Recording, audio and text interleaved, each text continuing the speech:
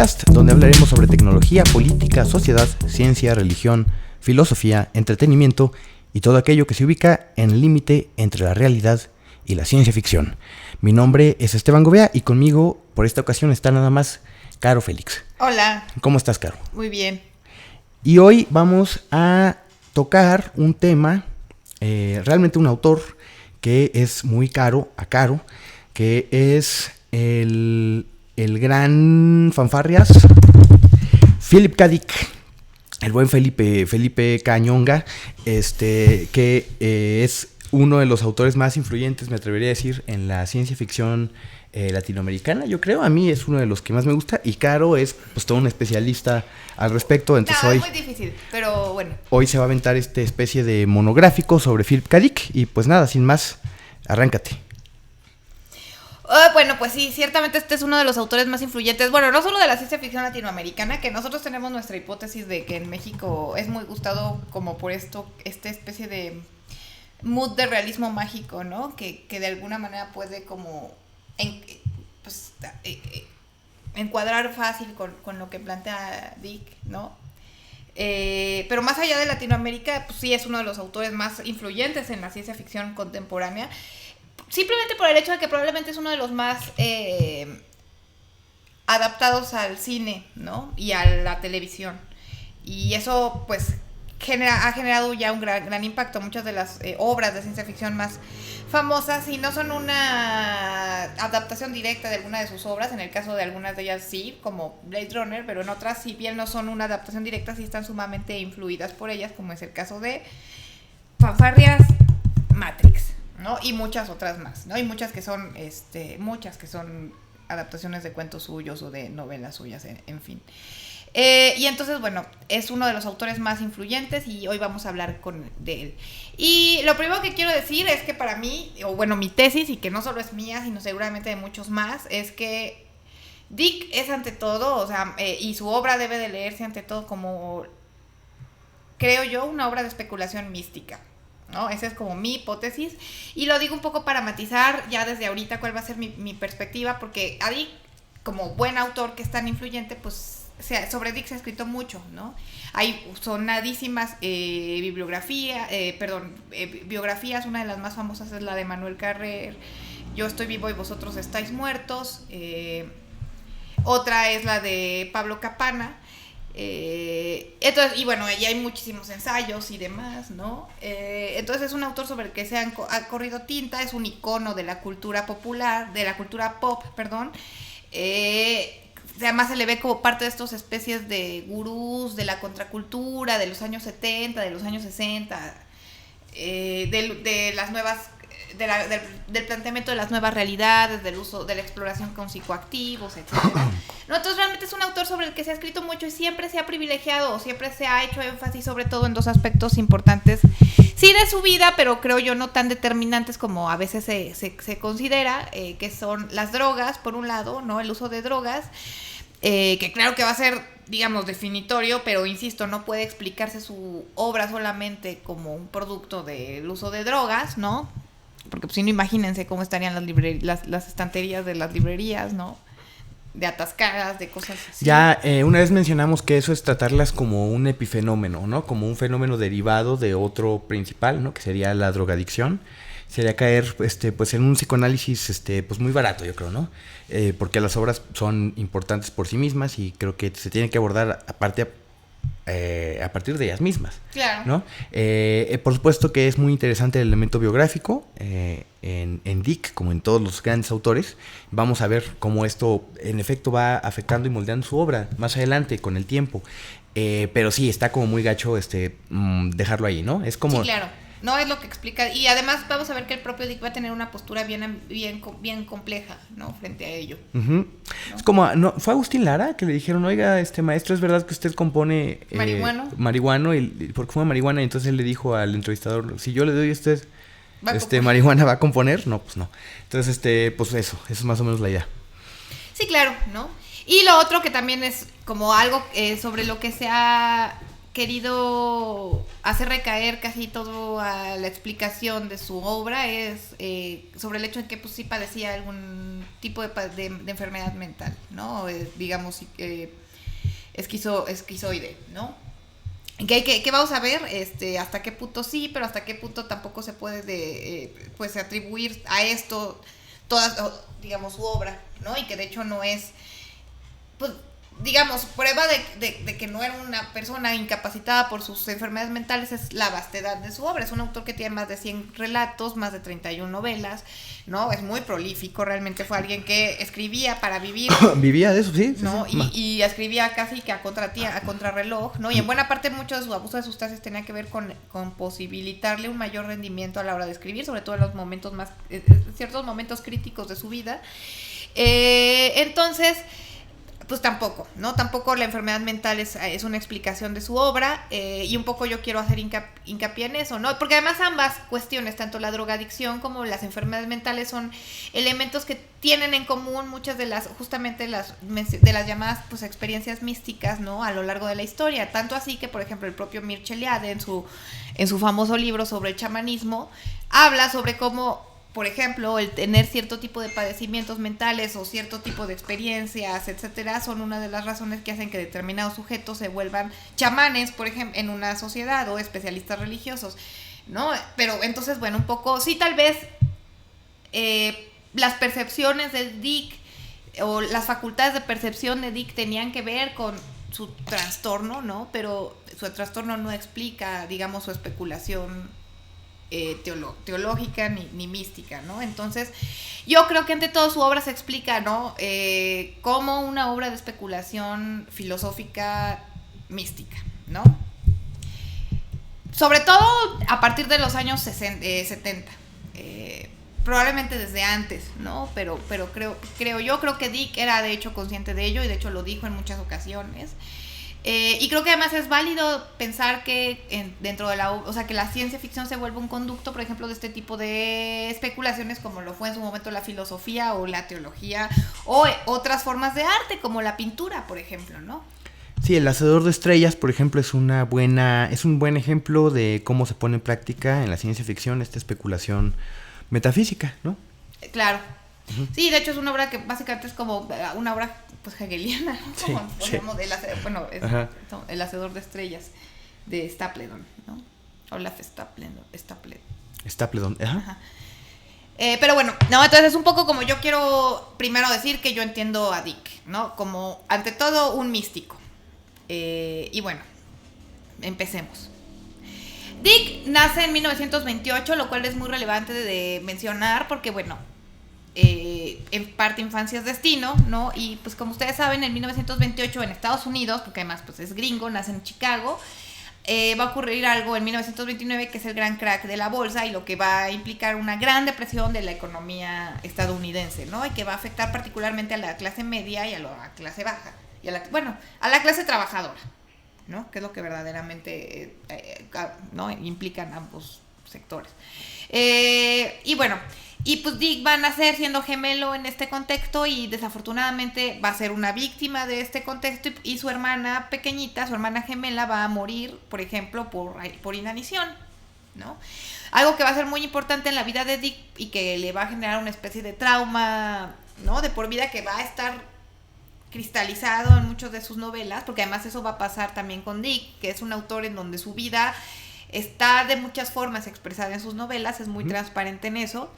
Y bueno, el tema de su hermana va a ser una constante en su vida, ¿no? Al punto tal que ya en la parte más religiosa de su especulación, ya al final de su vida, que está como muy clavado en el gnosticismo, pues la idea de su hermana es un poco una especie de símil de la noción de Hagia Sophia, ¿no? Que es como esta representación femenina de la sabiduría, que es como una especie de vehículo para la gnosis, ¿no? De estadio previo para...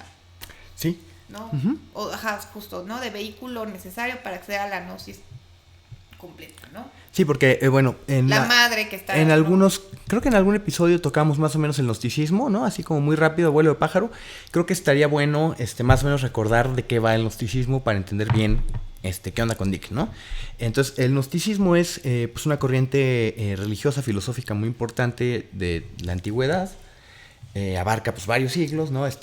Toma fuerza en ciertos puntos de la antigüedad y por eso también hay como varias ramas de gnosticismo, varios tipos de gnosticismo, ¿no? Uh-huh. Pero la idea básica, fundamental, es que el mundo material, corpóreo, es malo, ¿no? O es una especie de cárcel del alma, y el alma tiene entonces que elevarse, ¿no? Deshacerse de todo este peso material, ¿no? Porque así lo describen, además, como que se va depurando de todo aquello, ¿no? Material, y se eleva hacia la luz en el proceso que se conoce como la gnosis, que es un proceso primordialmente epistémico, bueno, es espiritual, pero también tiene que ver con el conocimiento, ¿no? Uh-huh. Tiene que ver con el conocimiento de la realidad trascendente de las cosas, ¿no? Uh-huh. Y ser capaz de así, pues, trascender, digamos, el plano de la materia.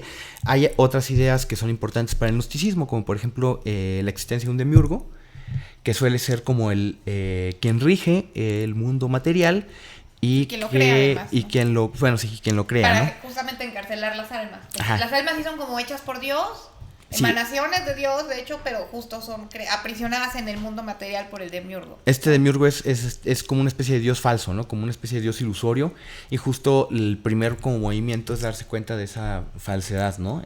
Como para...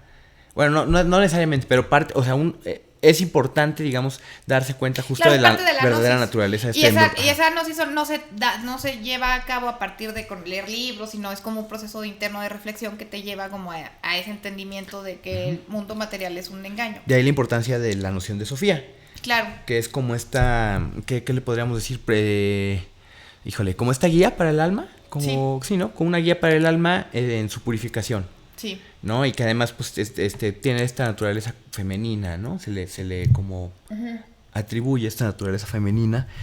Y bueno, yo creo que así, básicamente eso es el gnosticismo, ¿no? Estaría muy bueno a lo mejor dedicarle un capítulo completo, porque hay un montón de cosas, ¿no? Matrix, sin ir más lejos, tiene un montón de cosas gnósticas, pero pues eso es tema para otro episodio. Entonces, nada más como para ubicar más o menos las inquietudes espirituales y religiosas de Philip K. Dick. Bueno, a lo mejor un poco nomás para ahondar en eso rápido, y porque también es importante verlo. O sea, no solamente además es un pensamiento que surge, digamos, bueno, el gnosticismo sí surge, digamos, en el mundo alejandrino, y eso es importante porque es producto de un entorno globalizado en donde hay un montón de ideas procedentes de muchos lados, ¿no? Y que eso es justamente lo que se conoce como el helenismo, ¿no? Y es como es el entorno en el que se da el gnosticismo.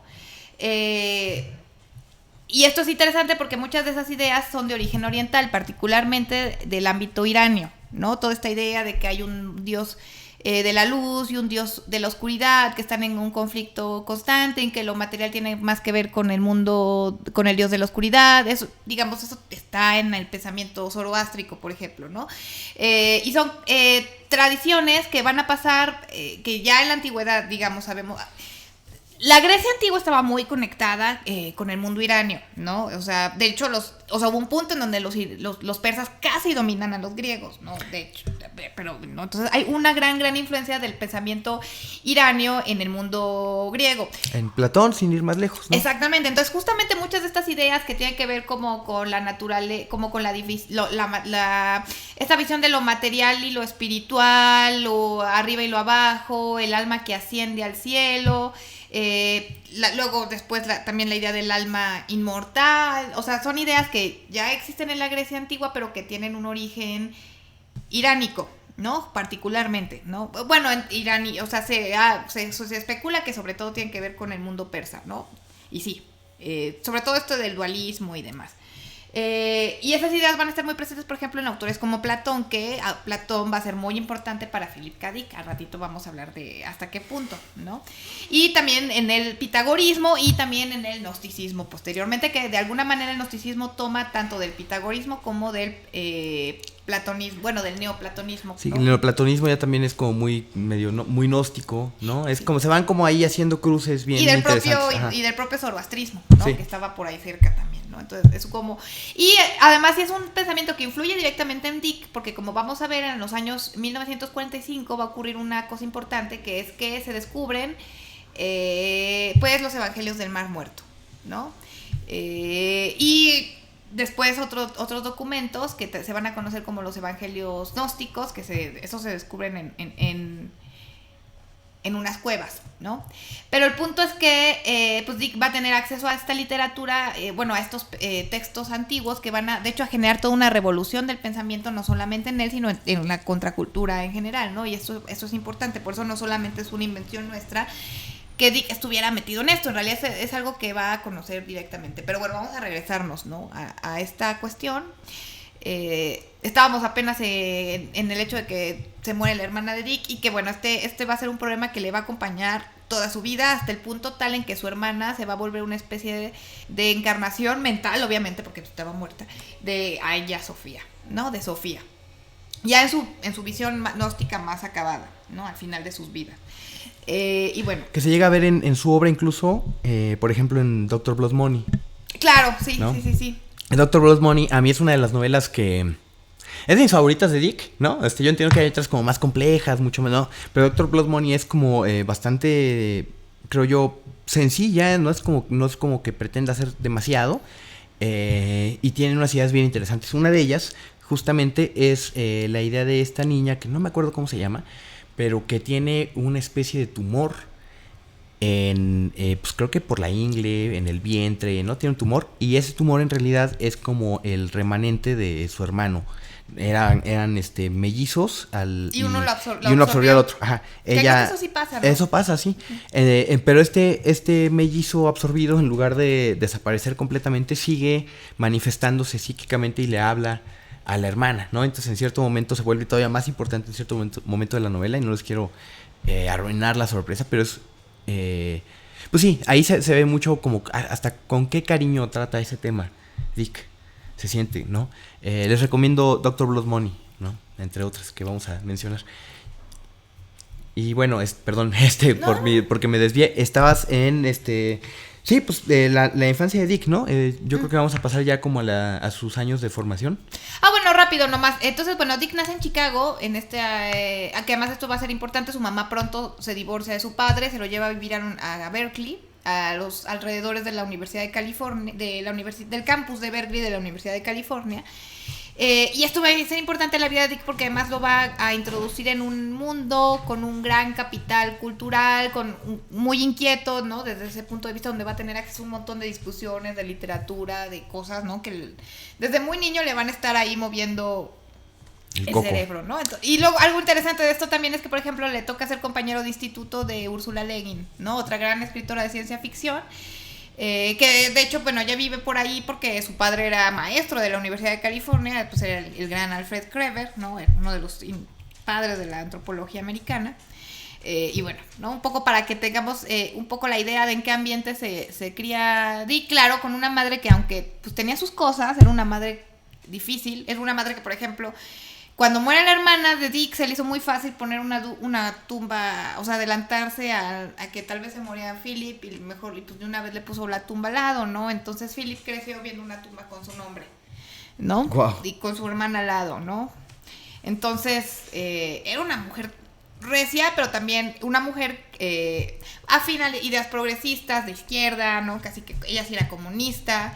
Entonces es un personaje interesante e importante para Dick porque digamos que pues, buena parte de lo que fue Dick también se explica tanto por su influencia negativa como positiva, ¿no? Porque le dio acceso a una cultura y a un modo de ver las cosas diferente, pero al mismo tiempo pues tenían sus mommy issues, ¿no? Y ya volvieron más adelante a ese asunto interesante que tenía la mamá, ¿no? Que además enlaza con otros de nuestros episodios. Sí, claro. Sí. Y luego que la universidad, ¿no? Sí, bueno. Tuvo un episodio sobre Platón en la universidad, además. Se sabe muy poco de la universidad de Philip K. Dick. Porque la dejó, ¿no? Pues salió. Se sabe que estuvo un rato en la Universidad de California, que intentó estudiar filosofía, o eran sus expectativas, y se salió pronto y que tuvo una especie de conflicto con un maestro, y esto a mí me parece muy, muy, muy iluminador sobre pues, su vida, ¿no? Posterior. Y cómo en realidad los que dicen que en realidad este rollo religioso es algo como de los últimos 10, 12 años de su vida, no. O sea, no. Eso está desde el inicio, y creo que tiene que ver además con toda esta experiencia con su hermana, que lo hizo intentar explicar algunas cosas, ¿no? Y bueno, él sale justamente con un conflicto porque discutiendo la verosimilitud de las ideas de, bueno, de la teoría de las ideas de Platón, ¿no? Justamente. Y esto es interesante porque básicamente lo que vamos a ver en sus obras, sobre todo en las, como en esto que es tan característico de Dick, en este cuestionamiento de la naturaleza de la realidad, que es como, ¿no? Eso que es lo dickiano, ¿no? Es justamente, vendría a ser pues una especie de metáfora platónica, ¿no? Básicamente, o de fábula platónica contemporánea. En Ubik, ¿no? En Ubik está muy interesante ese tema, ¿no? El asunto de las comunicaciones, ¿no? De cómo, creo que como videoteléfonos, cuando se empieza a degradar la realidad, empiezan a volverse solo teléfonos. Uh-huh. Entonces hay como esta idea platónica del aparato, de telecomunicaciones, ¿no? Aunque varíe, digamos, en sus encarnaciones, según la época. O sea, tiene cosas bien interesantes. No te las dices, solo están ahí. Y un poco la idea también, que va a ser además transversal a todas sus obras, de que lo que es real es la idea y no su encarnación temporal, ¿no? O sea, en realidad la encarnación temporal, estoy usando encarnación como arbitrariamente, ¿no? O sea, su concreción temporal de la idea es como lo falso, el simulacro, ¿no? Y entonces la realidad es un simulacro de una realidad ulterior que está en el plano de lo ideal, ¿no? Que es lo que realmente tiene una realidad ontológica, vamos a decirlo así. Como recuerden esta idea de los diferentes planos de realidad en Platón, ¿no? Si se acuerdan, una vez explicamos aquí en la alegoría de la caverna, me parece, uh-huh. ¿No? Y también está lo que llaman virtual. En el capítulo sí, exacto. Virtual. También es ahí, bueno, le echen un ojito. También, si se acuerdan de eso, pues es la misma idea, ¿no? También está lo que le llaman el símil de la línea, ¿no? De cómo pues es un eje vertical en el que se dividen como las diferentes gradaciones de la realidad, ¿no? Desde la ilusión, el objeto real, la idea más bien como matemática o el concepto, ¿no? Y la idea con mayúscula, ¿no? Como entidad trascendente que tiene toda la carga de realidad, ¿no? Uh-huh. De ahí para abajo son como sombras. Entonces, por eso decíamos al principio también que el propio pensamiento de Platón hace eco de toda esta corriente que viene desde Oriente, ¿no? Desde Siria. Desde Persia, particularmente. Ajá, ¿no? Es algo muy del pensamiento persa eso. Esa dualidad, ¿no? Esa como desconfianza que además permea toda la filosofía, ¿no? Esa como desconfianza inherente a la realidad, ¿no? Como si fuera una especie de ilusión. Entonces, pues eso ya está ahí. Y ni hemos contado, el rollo que tuvo Philip K. Dick es justo que o sea, como que quiso defender que la teoría de las ideas de Platón era real, ¿no? ¿Por qué entonces, no sería real? O sea, ¿por qué lo tomamos como una super... O sea, como una no teoría? Tiene aunque se enseña en historia de filosofía y tú lo sabes bien, nadie la asume como una realidad ontológica, o sea, algo que o bueno, tal vez algunos maestros de la facultad nuestra sí, porque es muy particular. Pero parece que no era así, Berkeley. No. Ajá. Pero sí, es que también en filos hay gente así. Sí. Que sí. es la metempsicosis. Entonces, pues, pero bueno, entonces más o menos ese fue el meollo de la discusión, ¿no? Sí. ¿Qué más? Bueno, un poco partiendo de esto que dices, me parece interesante que y algo que una de las ideas que a Dick que le va a obsesionar, porque además Dick fue alguien que justo se sale pronto de la universidad, pero va a tener una formación muy rica, porque él va a ser un autodidacta, un poco del estilo de Ray Bradbury, o sea, este tipo de locos que leen todo lo que buscan, lo que les cae, y tienen sus búsquedas muy particulares, y entonces terminan leyendo pues una mezcla de filosofía, literatura, teología, pues muy particular, ¿no? Rollos del Mar Muerto, evangelios gnósticos, Parménides, filosofía presocrática, historia de la Segunda Guerra Mundial. Historia de la Segunda Guerra Mundial, ¿no? Sí. Gramática alemana, poesía alemana, historia de Roma, ¿no? Teología. No, y un poco era así, uh-huh. O sea, realmente era una persona sumamente culta, ¿no? Uh-huh. En eso no, probablemente más culta que muchos universitarios actuales, debo decir, ¿no? Es sorprendente.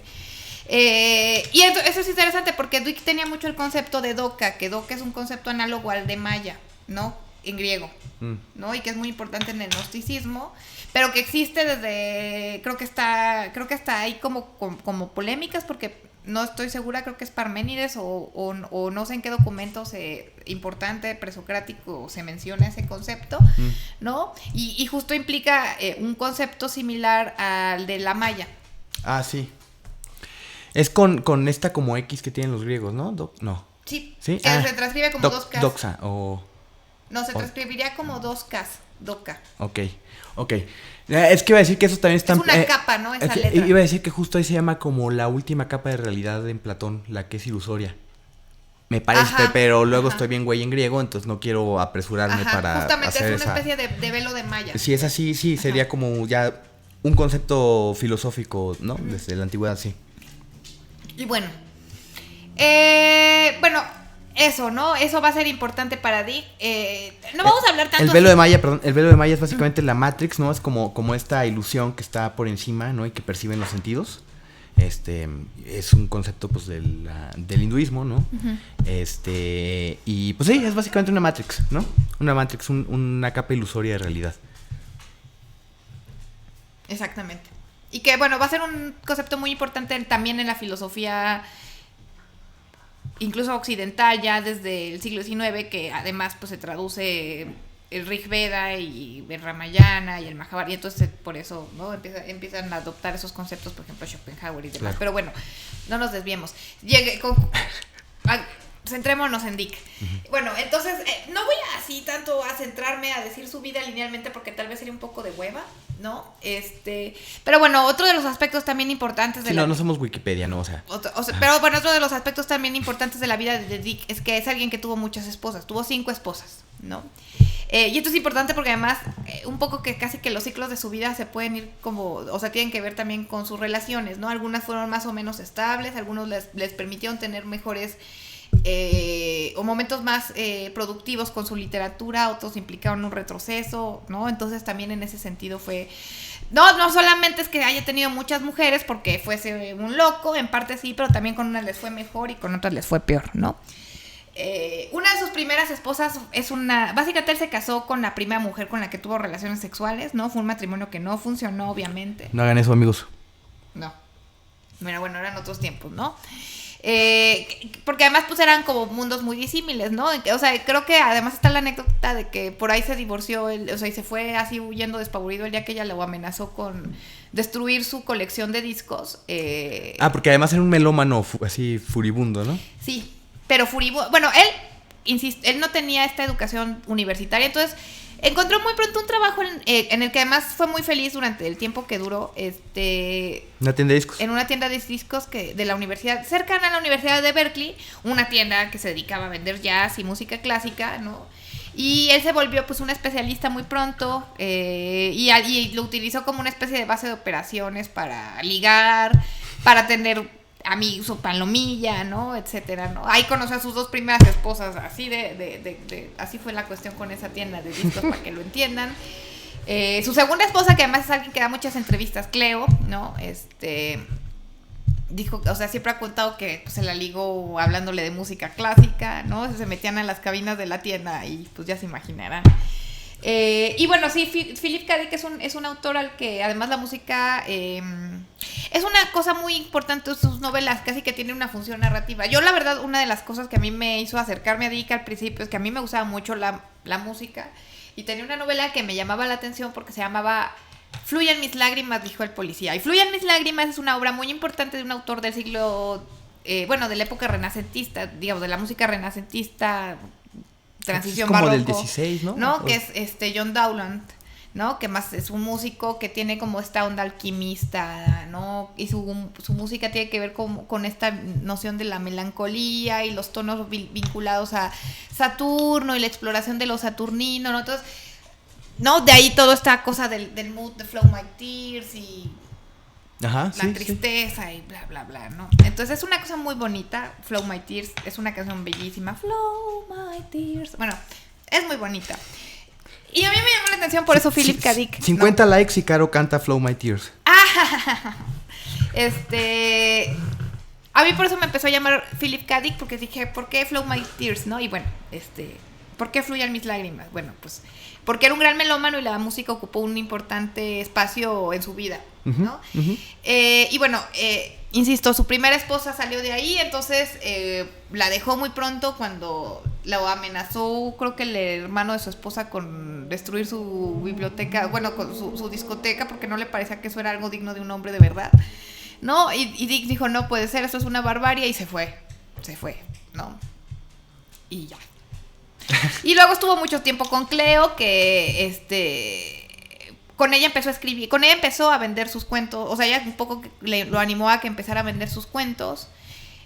Todavía trabajaba en esta tienda de discos, aquí estamos más o menos hablando de los años 50, ¿no? Para que un poco hagan cuentas. Había Pulps, ¿no? Todavía había Pulps. Sí. Astounding, sí. Amazing Stories, hemos hablado ya de esas revistas. Y justo era el tipo de revistas a las que les vendía sus relatos, ¿no? De hecho hay una famosa anécdota que estaba ahí en la tienda de discos, había dejado unas de las revistas en las que ya estaban publicados sus relatos, y algún cliente mamón le preguntó, ¿a poco lees esta basura? Y dijo, no, pues no solamente la leo. La escribo, papá. Escribo, ¿no? Me pagan por ella, ¿no? Entonces, más o menos en el 51 empieza a vender sus relatos. Y es el tiempo en el que está con Cleo. Y aquí hay algo importante, porque también otra de las cosas de las que siempre se ha acusado a Dick es de estar paranoico, ¿no? Y aquí hay que pensar en algo. Dick vivió en la plena época del macartismo, sí. ¿No? Incluso peor, ¿no? O sea, cuando ya estaba así... Para quienes no saben lo que es el macartismo, viene por el senador McCarthy, no me acuerdo de su nombre, que era un senador que básicamente en el Senado propuso, ¿no? Propugnó la idea de que el comunismo era fundamentalmente antiamericano. Y de ahí empezó una cacería de brujas, ¿no? De brujas comunistas que, pues, además llegó a grandes autores de la ciencia ficción, cuyos nombres han sido un poco ahí, medio ninguneados justamente por eso.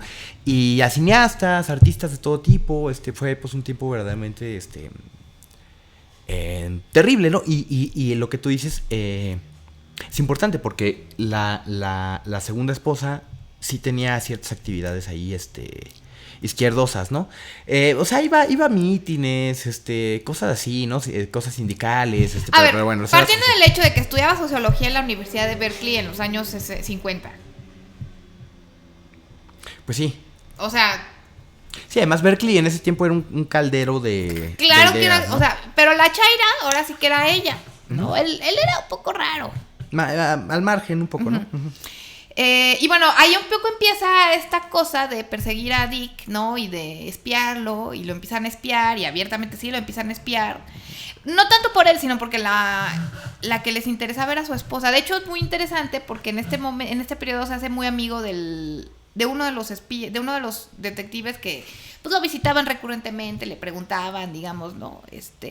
Tanto así que hay que decirlo, bueno, Dick hay una cosa aquí con Dick, ¿no? Sobre sus, o sea, recuerden que les conté que la mamá de Dick se divorció muy, muy pronto del papá de Dick, y realmente Dick creció como, pues como si fuera su mamá madre soltera, ¿no? Técnicamente no vio a su padre fue un tema ausente. Entonces Dick tendía a generar relaciones paternales con hombres un poquito mayores que ellos, o sea, con amigos un poquito mayores que ellos que tenían cierta autoridad intelectual sobre él, generaba fácilmente lazos paternales, ¿no? Iba a ser una constante, de hecho, en su vida. Eso. Okay. Iba a ser importante. Y una de las personas con las que va a generar este tipo de relaciones va a ser primero con uno de estos policías, inspectores del FBI, ¿no? Que además era como el poli bueno de la dupla, ¿no? Que el otro era el poli malo, obvio. Ajá. Tanto así que ese policía lo terminó enseñando a manejar. Pensamos que Dick era un chavo veinteañero, o sea, que estaba...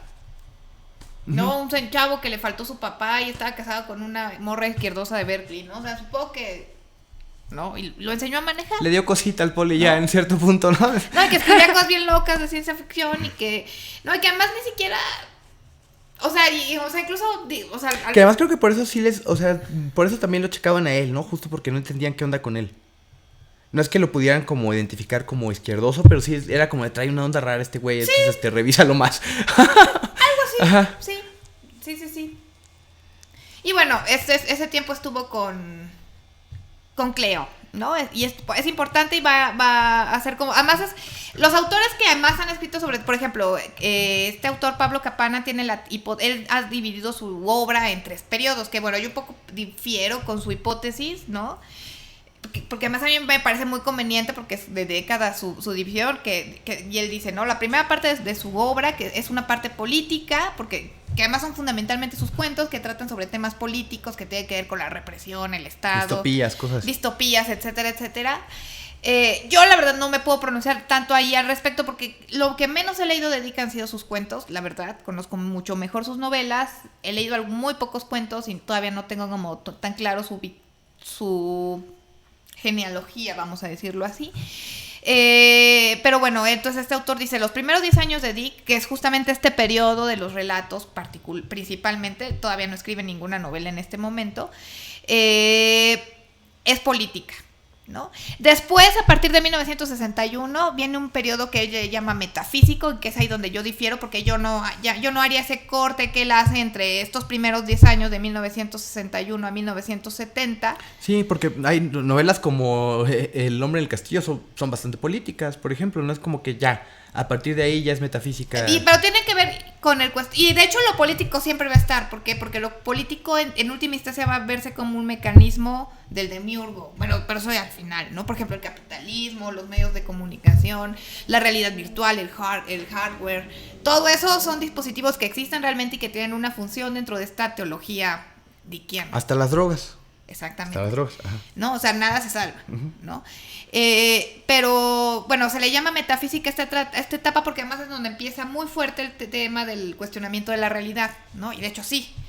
Pero yo no haría esta diferencia entre metafísico y religioso que hace este autor, político, ¿no? Sí, y me reservo mi opinión sobre lo primero porque realmente no conozco tan bien los relatos de Dick, ¿no? Sobre todo los más tempranos. Y bueno, y a partir de 1970 él empieza a hablar de algo que llama una etapa mesiánica, que también yo matizaría y le llamaría mística, no mesiánica, ¿no? Y insisto, yo no separaría ni lo metafísico de lo místico. No. Esa es un poco mi cosa.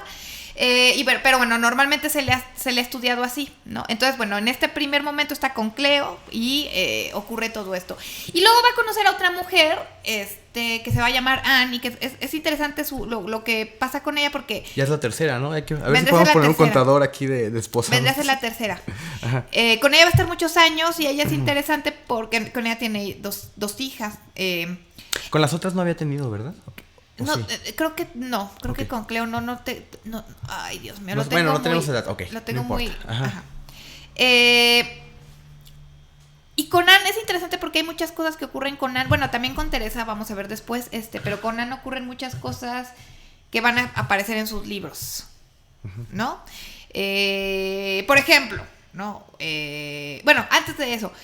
Anne además era la mujer, cuando conoce a Philip K. Dick, ella era la mujer de un poeta beatnik, ¿no? ¿De quién? ¿No te acuerdas? No me acuerdo exactamente, pero era así como de los últimos de los beatniks que quedaban por ahí. Bueno, no de los últimos, pero era todavía como de los... ¿Cómo se o sea, esas fueron pareja que como en los 60? Ajá, okay. Ajá, exactamente. No, pues todavía había beatniks por ahí, ¿no? Bastantes. Sí, pero a lo que voy es que ya, digamos, lo fuerte de los beatniks había pasado 10 años antes, ¿no? Pero era como parte de estos que eran reconocidos como beatniks, ¿no?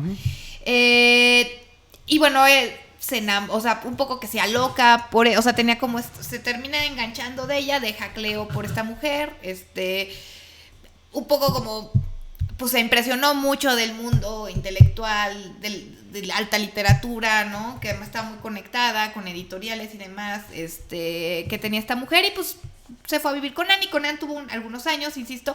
Hay muchas cosas de la vida de Dick con Anne que ocurren en sus libros. Por ejemplo, Anne tenía una joyería, ¿no? Ajá. Y una de las cosas que él hacía era trabajar a veces en la joyería haciendo pues algunos diseños, algo que aparece en una de las novelas de este momento que que es El hombre en el castillo, ¿no? Que recordemos que el personaje principal es un joyero, ¿no? Un diseñador de joyas, ni más ni menos. Ahorita que lo mencionas, me acordé, combiné dos cosas, ¿no? La imagen del pez que vio Dick, que ya nos contarás. Ajá. Y su faceta de joyero, y me acordé en 100 años de soledad que el coronel al final termina haciendo pececitos de joyería y los hace y luego los deshace para volverlos a hacer, ¿no? Entonces no sé si ahí García Márquez estaba haciendo un guiño o algo, o solo es... ¡Sincronicidad! Ajá, ¿no? Ahí está, bueno, perdón, se me saltó ahorita la... Síguele, perdón. No, sí, bueno, eso le encantaría a Dick. Sí, ¿no? Eso le encantaría a Dick. Bueno, pero... O, por ejemplo, todo este rollo de las muñequitas Las Perky Pads. Las Perky Pads. Que son como Polly Pockets, ¿no? Básicamente se le ocurrió viendo a sus hijas, a las hijas que tenía con Anne. Jugando con las Barbies. Jugando con sus Barbies. Sí. Está bien raro, porque creo que por ahí, no me acuerdo si fue Zárate, José Luis Zárate o quién, que dijo que había como una especie de círculo, ¿no? De las Barbies, a Dick, los tres estigmas de Palmer Eldritch, y que la película de Barbie a su vez es como muy dickiana, ¿no? O sea, bueno, se me hizo como una cosa ahí chistosa, ¿no? Estamos, ajá. Porque un poquillo, ¿no? Bueno. Medio cursi para ser dickiana, pero supongo. Sí, quizás. Bueno, de esa novela sí hablamos ya en otro podcast, recomendadísima. Ahí hace rato mencioné lo de las drogas justamente porque creo que esa es como mi interpretación del final, ¿no? Que no les voy a decir, pero mi interpretación es justo, va por ahí, ¿no? De la droga como un arma más del demiurgo. Sí, claro, ¿no? Y de hecho sí, de hecho... Justo creo que mucha de esta interpretación que se ha hecho, bueno, ahorita lo vamos a ver. A mí qué trabajo me cuesta ser ordenada, por eso no triunfo en la academia. Parte de esta interpretación que se ha hecho como muy apologética de el uso de las drogas que hace Dick, se cae con las propias obras de Dick, ¿no? Con obras como Los tres estigmas de Palmer Eldritch, como desde luego Una mirada en la oscuridad, ¿no? Sobre todo, y también en este cuentecito. Y influyen mis lágrimas también, como que la cosa no está tan chida, ¿no? Ajá. Claro, ¿no? Pues es un espacio. Sí. Y en un cuento muy importante que se llama La fe de nuestros padres. La fe de nuestros padres, ¿no? Que además es un cuento que le encargan un poco, cuenta el editor, que es Harlan Ellison, más o menos.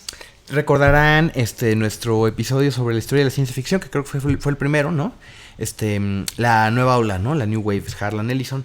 Dick estuvo creo que incluido, ¿no? En sí. Dangerous Visions. Justo creo que es el cuento que le pide para esta antología y un poco es dame un cuento que esté, o sea, de hecho lo dice como en el pequeño prólogo que le hace. Es un cuento que rompe mis paradigmas sobre lo que es lo que hace la exploración del LSD, ¿no? Y bueno, ¿no? O sea, justamente porque termina siendo...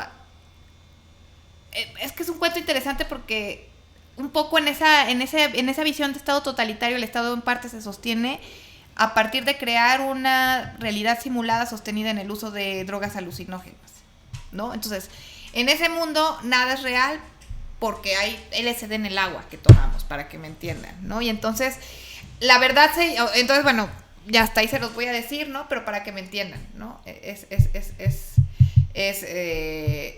casi que una constante que yo he visto en esta visión de las drogas. Ojo, cuando estoy hablando de Philip K. Dick y digo drogas, me estoy refiriendo a anfetaminas hacia arriba.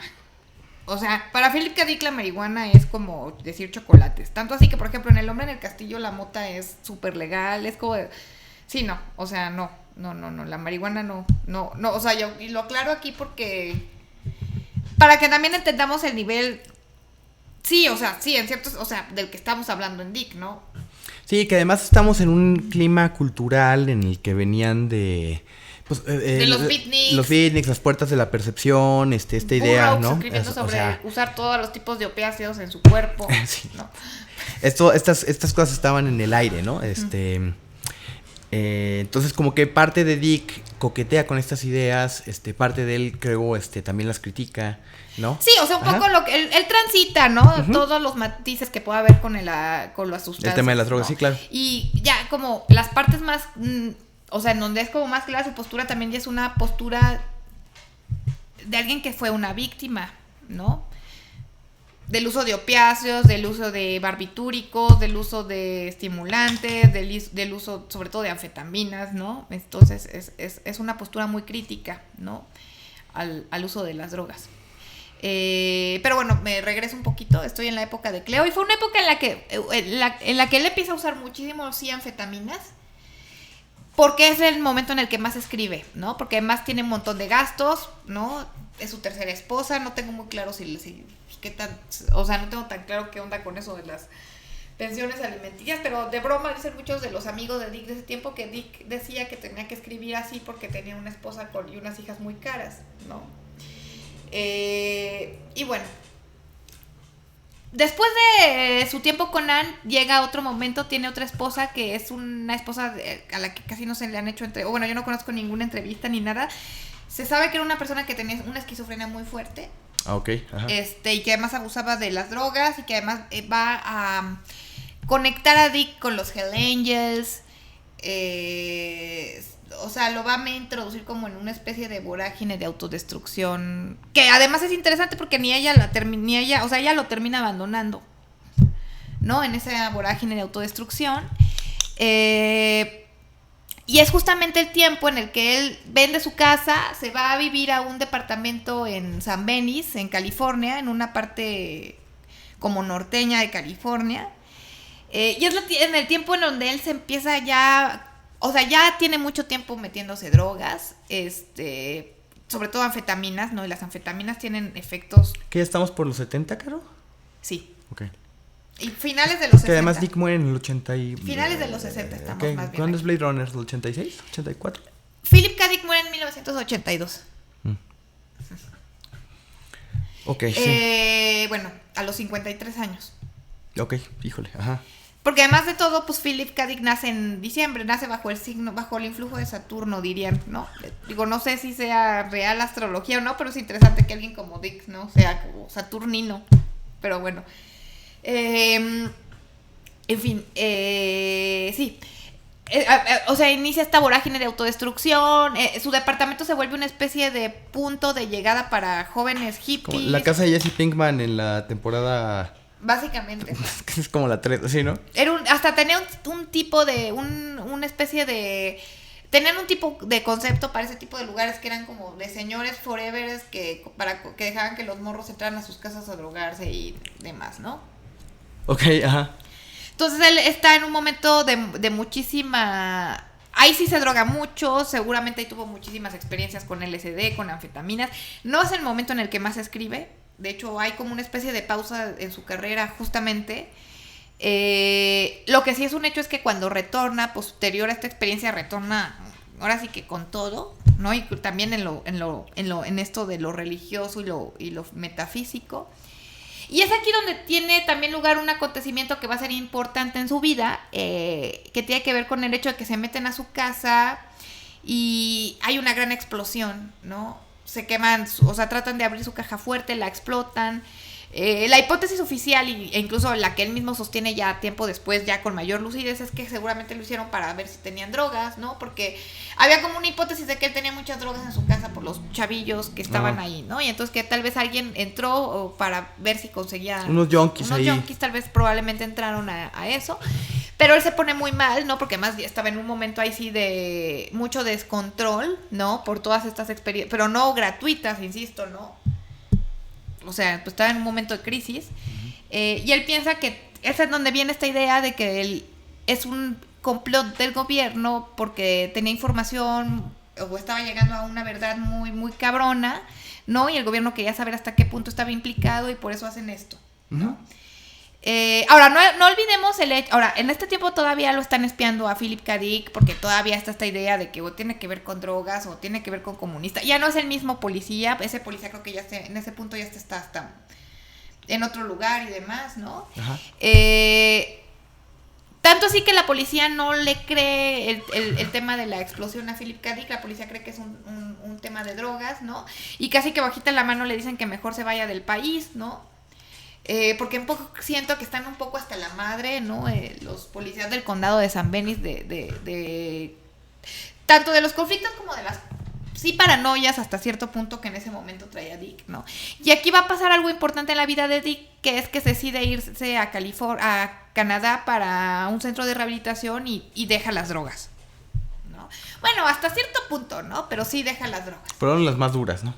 Sí, ¿no? Va a seguir tomando sobre todo sedantes, médicos, antidepresivos, demás, pero bueno, sí deja las anfetaminas en este momento y los opiáceos, digamos, ¿no? Y esto va a ser importante porque, digamos, su experiencia aquí va ser el germen, tanto en su momento, digamos, en su departamento de San Benis, como después en el centro de rehabilitación, eso va a ser el germen de Una mirada en la oscuridad, de esta novela, de Una mirada en la oscuridad. De la que hay película, Scanner Darkly, ¿no? Que tiene como animación. Con Keanu Reeves y Winona Ryder, ¿no? Como protagonistas. Bueno, y Vinicio del Toro. Y Robert Downey Jr. O sea, película El encaso, muy bueno. el encaso. Además es una película que está muy bien adaptada, o sea, es una película muy lineal respecto al libro, ¿no? Es bueno. Bueno, después se casa otra vez con otra muchacha, ya regresa a Estados Unidos y demás, con Tessie, con Teresa. Esta ya es la quinta, ¿no? Es la quinta, ¿no? Que es además con quien tiene... Aquí es donde viene una de las cosas más importantes, que es la famosa experiencia mística de 1974, ¿no? De hecho, esta experiencia que... Esperen, es que nuestro perro le está ladrando a nuestro otro perro para que se quite de un sillón, de un cojín que le gusta a él. Ya, cálmate. Bueno, ya, perdón. Así es. En fin. Es una experiencia que seguro conocen, ¿no? Que de hecho al menos está literalizada, está literal en dos de sus obras finales, que son Valis y Radio Libre Albermut. Ajá. Y que es esta cuestión de que le habían extraído una muela del juicio y necesitaba pentotal sódico. Aquí quiero decir algo, a mí me acaban de extraer la muela del juicio y yo estaba nomás con ketorolaco, o sea, ¿qué onda con razón?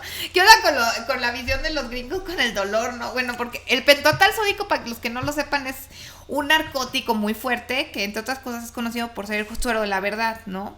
Que te pone, pues, verborreico, básicamente, ¿no?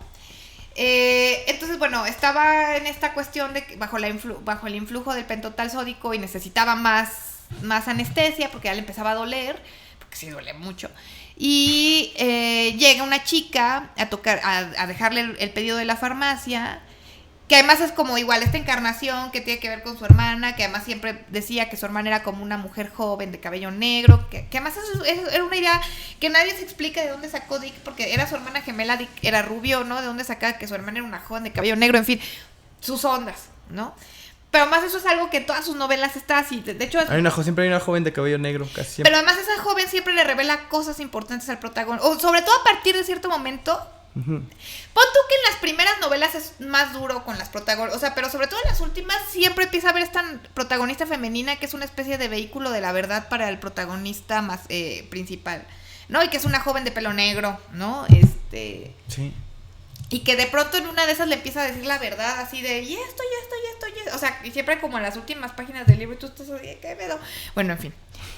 Donna Hawthorne en Una mirada en la oscuridad es como muy arquetípica de eso. Yo creo que es como así cuando lo plantea arquetipalmente, que además es muy próximo a esta experiencia tanto del dejar las drogas, o sea, es justo es como de lo primero que escribe, ¿no? Bueno, pero llega la morra, ¿no platicaste la experiencia? Bueno, llega la morra con su medicina. Y cuando le abre la puerta, recordemos que está bajo el influjo del pentotal sódico, ¿no? Está todo groovy, le abre la puerta todo groovy y entonces ve que la morra, que además pertenece a uno de estos grupos cristianos, que en ese tiempo había muchos, que eran cristianos pero hippies, como los hijos de los niños de Dios, que es esta famosa secta a la que pertenecían los padres de Joaquín Phoenix y River Phoenix, ¿no? Uh-huh. Que ellos son, sí, tristemente célebres, bueno, no los padres de los Phoenix, sino los de los niños de Dios, porque, pues, tenían como relaciones inapropiadas con los niños, vamos a decirlo así, ¿no? Pero bueno, había muchas sectas de ese tipo en ese tiempo en California, cristianas, hippies, muchas, no son los únicos, y no son los únicos. Y esta morra pertenecía a una de esas agrupaciones y estas tenían la idea de que vivían como con los valores de los cristianos primitivos, ¿no?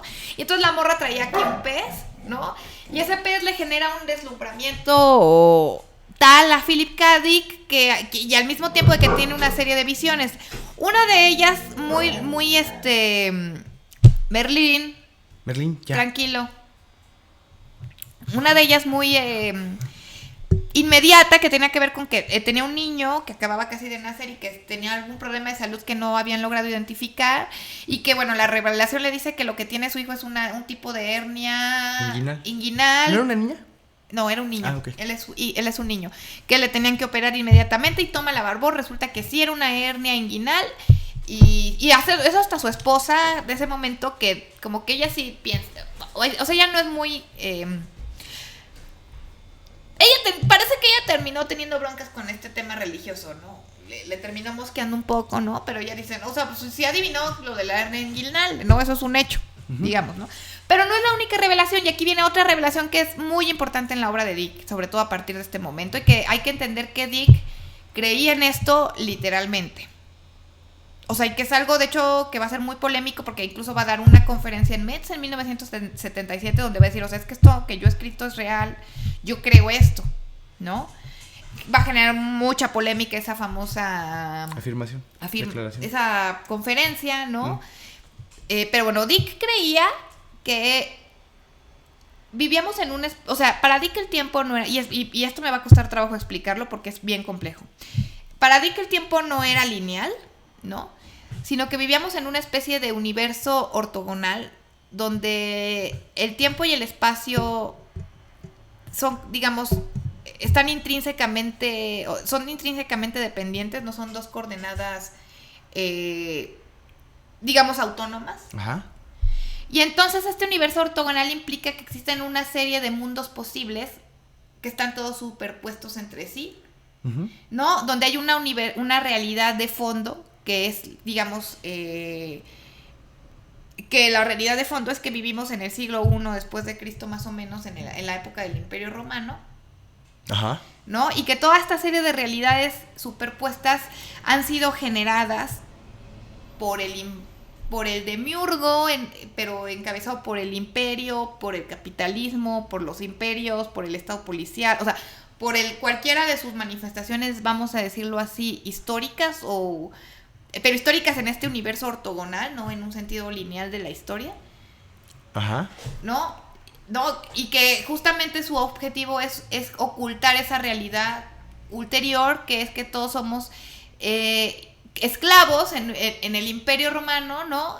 En el periodo justamente del primer siglo de la era común, ¿no? Que además es el momento en donde surge el pensamiento gnóstico y demás. Y es algo que está desde Una mirada en la oscuridad hasta la última de sus novelas, que es La transmigración de Timothy Archer, ¿no? Y eso es algo lo que Dick creía, ¿no? Que lo creía realmente, pues, ¿no? Dick, o uno de los amigos de Dick, cuenta que justamente esta epifanía la tuvo en uno de sus últimos, o en su último viaje de LSD, y que por eso de hecho fue su último viaje de LSD, ¿no? Porque se asustó, pues, ¿no? Y es que de hecho, pues de pronto se vio a sí mismo como un centurión romano, ¿no? En donde vio toda esta realidad, ¿no? Y en donde se podían superponer todas las realidades, ¿no?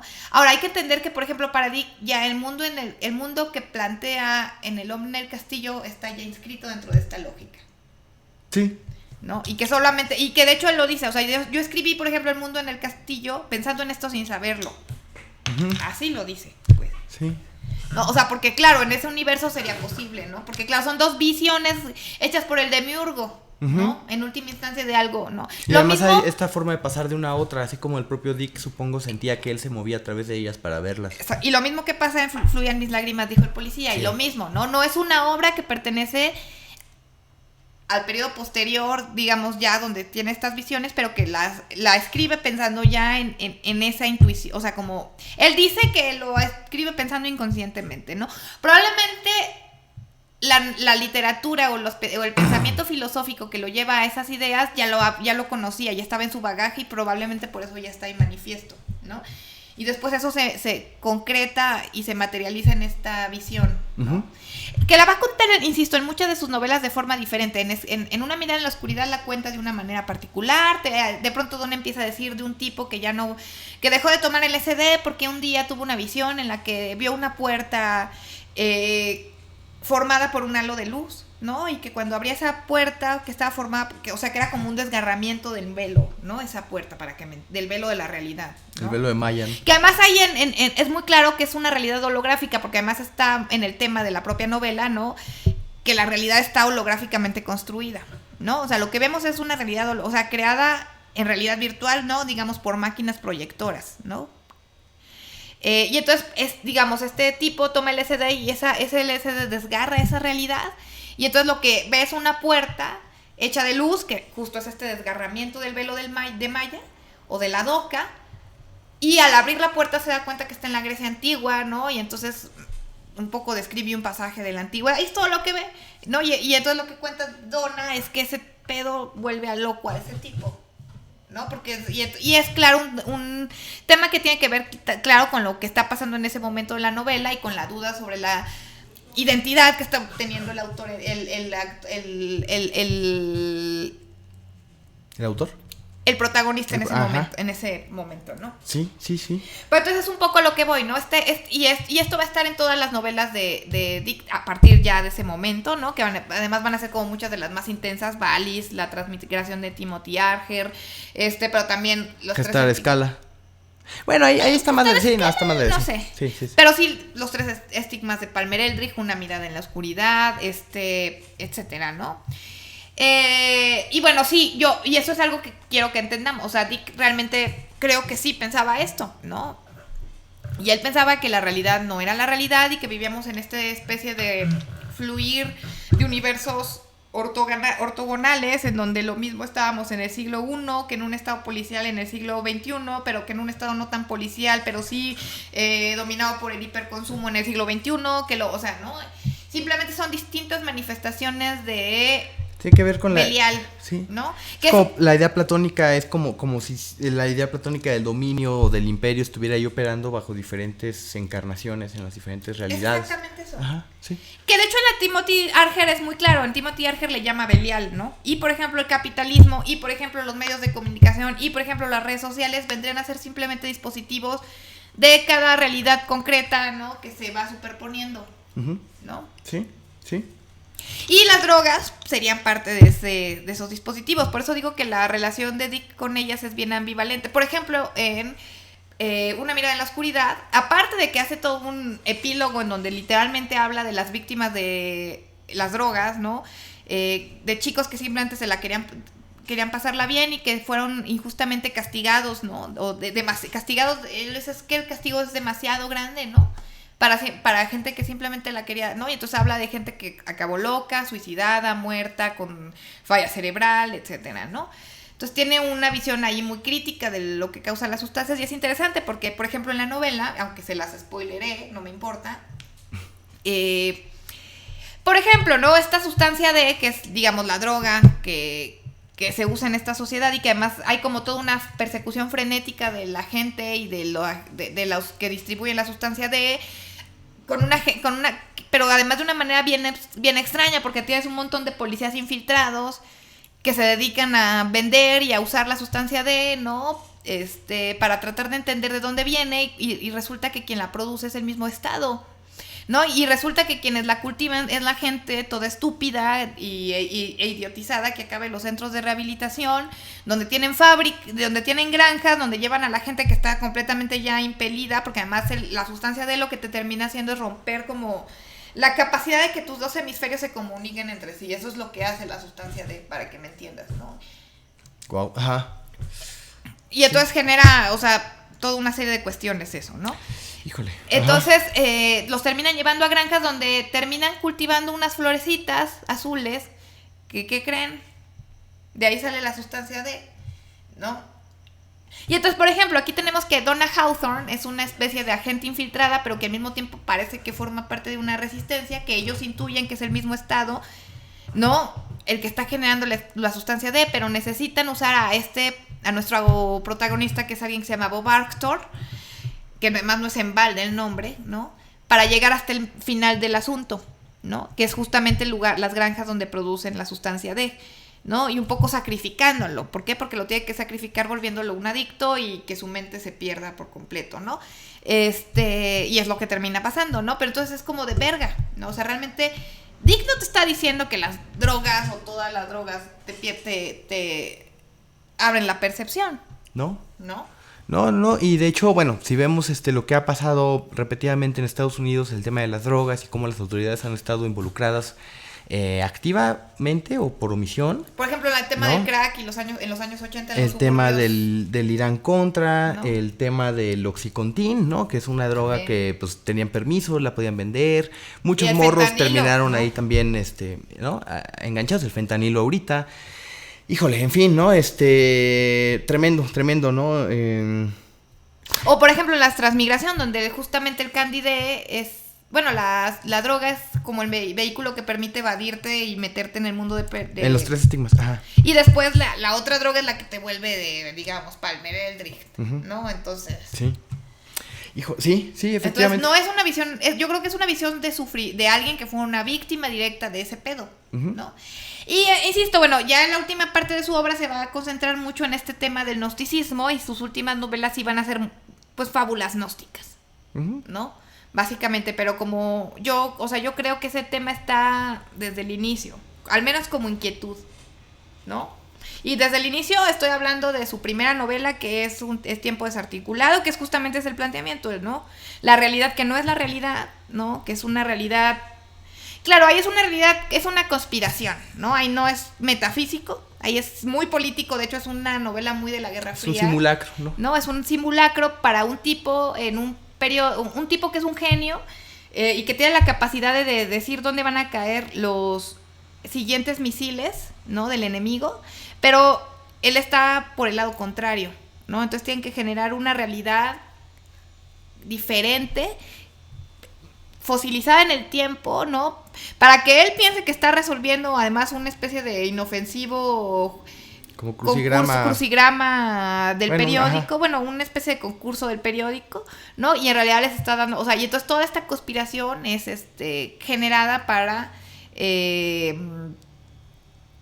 pues para que él les genere las respuestas de dónde van a salir, van a caer los misiles, ¿no? Exactamente, ¿no? Entonces, bueno, ahí empieza un poco esta inquietud, la realidad no es la realidad, es un simulacro de algo más, que después se va a afianzar en otras novelas, como en El hombre en el castillo, y pues de ahí para el real, ¿no? Ubik y demás, ¿no? Y bueno, hay muchas más cosas que podríamos decir sobre Dick, sus influencias iniciales. Ya no hablé nada de los autores que más lo influyeron, de Van Vogt o de bueno, el de Simulacron 13 y demás, Simulacron 3 y demás.